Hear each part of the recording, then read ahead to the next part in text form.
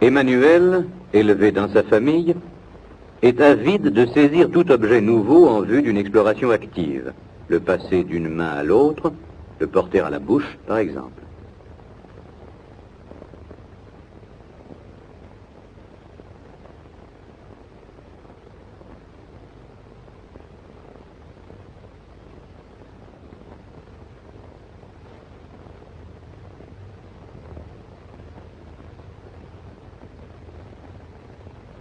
Totalement absorbé par ces manipulations, l'enfant prête peu d'attention à son entourage. Christine, régulièrement confiée à une crèche de jour, ne semble pas présenter un comportement différent de celui de l'enfant précédent. Elle saisit les cubes des deux mains,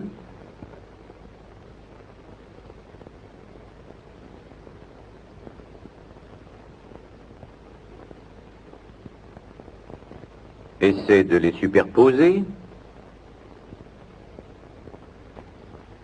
les récupère quand ils tombent. Elle aussi est tout absorbée par son jeu.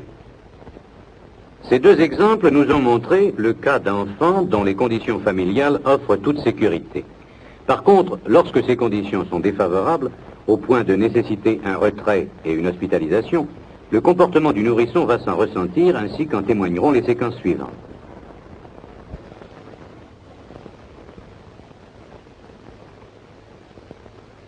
Caroline, dont la mère s'est médiocrement souciée, est anorexique.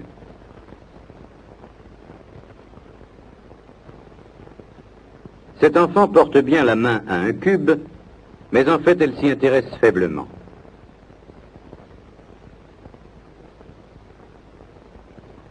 Très souvent, elle jette un regard interrogateur autour d'elle. Son exploration reste active, mais elle semble surtout préoccupée par son entourage. Dans les cas qui vont suivre, le souci croissant de l'environnement et l'inquiétude décuplée auront pour corrélatif un amoindrissement de l'attention prêtée au jeu. Par exemple, Véronique, également anorexique, manifeste son refus en écartant ses mains d'un geste d'évitement.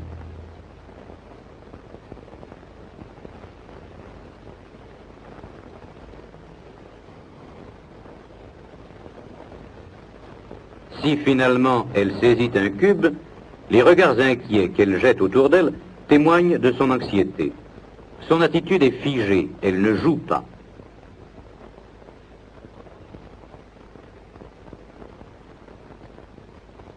Jean, retiré très tôt à sa famille et hospitalisé après plusieurs placements, épie attentivement les gestes du psychologue. La carence affective dont cet enfant a souffert semble faire primer chez lui le besoin de contact social qu'on pourrait motiver par le désir intense de l'enfant de trouver un substitut maternel.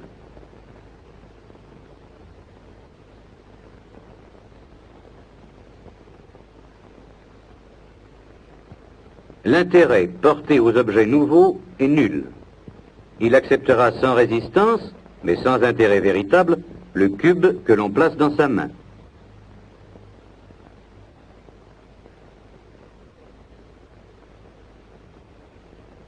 René, dont le cas est similaire, se tient immobile devant les cubes.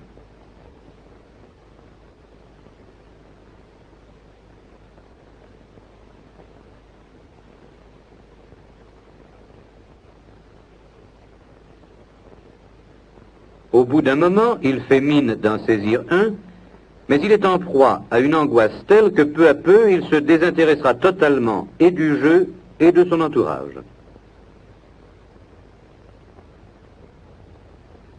Épuisé, il s'absorbe en lui-même et se réfugie dans une satisfaction haute. Sucer son pouce.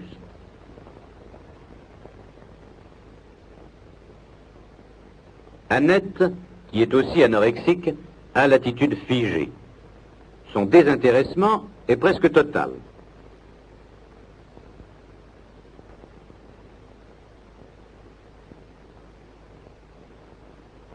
L'anxiété grandissante se traduit par des mouvements de lèvres, des clignotements et par une respiration irrégulière.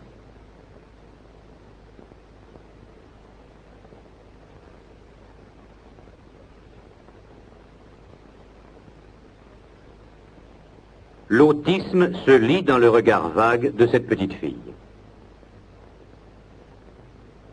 Nous retrouvons chez Colette, privée d'affection et de soins, les mêmes symptômes d'autisme et d'anxiété. Gestes figés, respiration haletante.